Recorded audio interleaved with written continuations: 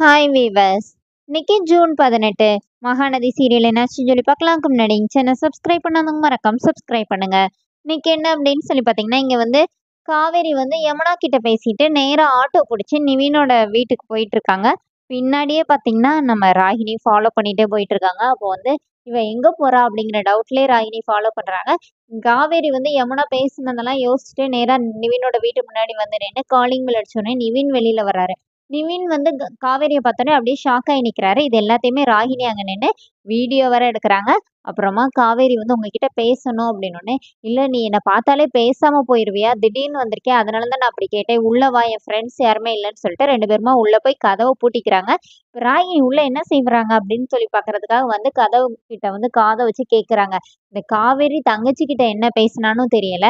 இங்க வந்து என்ன பேசினான்னு தெரியலையே அப்படின்னு சொல்லிட்டு ராகினி பயங்கர குழப்பத்துல இருக்காங்க. இங்க உள்ள என்ன நடக்குதுன்னா, காவேரி வந்து நிவின வந்து திட்டுறாங்க. இந்த மாரி, "நீ என்ன பெரிய மன்மதன் நினைப்பா? இந்த மாரி ஹோப் குடுத்து ஏமாத்துறதே உனக்கு வந்து ஒரு வேலையா வச்சிருக்கியான்னோனே, நீ என்ன பேசுறன்னு எனக்கு தெரியல. நான் உடைஞ்சு போய் இருந்தப்ப என்னதான் எல்லாருமே ஏமாத்திட்டு போயிட்டாங்க" அப்படின்னு சொல்லி நிவின் சொல்றாரு. அப்ப உடனே காவேரி என்ன சொல்றாங்கன்னா, "நான் முடிஞ்சு போனத பத்தி பேச இங்க வரல. யமுனாவ பத்தி தான் பேச வந்தேன். நீ எதுக்கு யமுனாவ அடிக்கடி போய் பார்க்குற? அவள வந்து கோச்சிங் சென்டர்லாம் சேர்த்து விட்டுருக்க.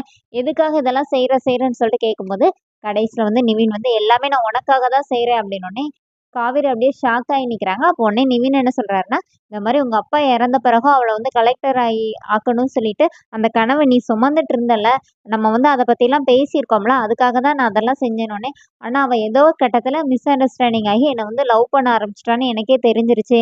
அவ இப்ப என்னென்ன வேல பார்த்தா தெரியுமா? அதனால தான் நான் மொத்தமா அவள விட்டு ஒதுங்கி இருக்கிறேன். அதனால நீயும் அவ வந்து சின்ன பொண்ணு தானே, நீ பக்குவமா சொல்லி புரிய வைன்னோனே, இப்ப காவேரிக்கு என்ன செய்றதுன்னே தெரியல. அப்ப காவேரியும் என்ன சொல்றாங்கன்னா, "அவ சின்ன பொண்ணு. நீங்க ஒரேடியா அவாய்ட் பண்ணாலும் அவளுக்கு வந்து புரியாது." அப்படிங்கிற மாரி 2 பேருமா பேசிட்டு, ராகினி ஜன்னல் கிட்ட நின்னு கேட்கறாங்க, இங்க நின்னு கேட்கறாங்க. எதுவுமே அவங்களுக்கு உள்ள பேசுறது எதுவுமே கேட்கவே இல்ல. அப்புறம் காவேரி வெளியில வராங்கன்னு சொல்லிட்டு போய் ஒளிஞ்சுக்கிறாங்க. இப்ப காவேரி வந்து ரோட்ல நடந்து போறாங்க.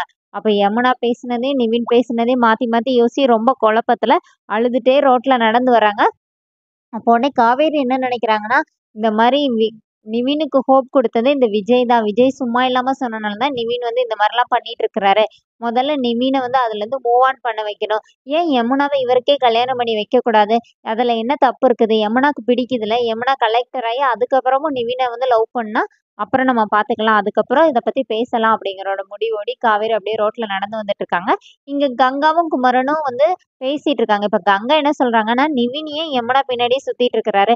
பேசாம அவர ஊருக்கு போக சொல்லுங்க" அப்படின்னு. அப்ப குமரன் என்ன சொல்றாருன்னா, "அத எப்படி நான் சொல்ல முடியும்? அதுவும் இல்லாம அவங்க 2 பேரும் லவ் பண்ணா என்ன தப்பு?" அப்படின்னு கேட்கிறாரு. அவ்வளோதான் கங்கா சண்டைக்கு வந்துடுறாங்க.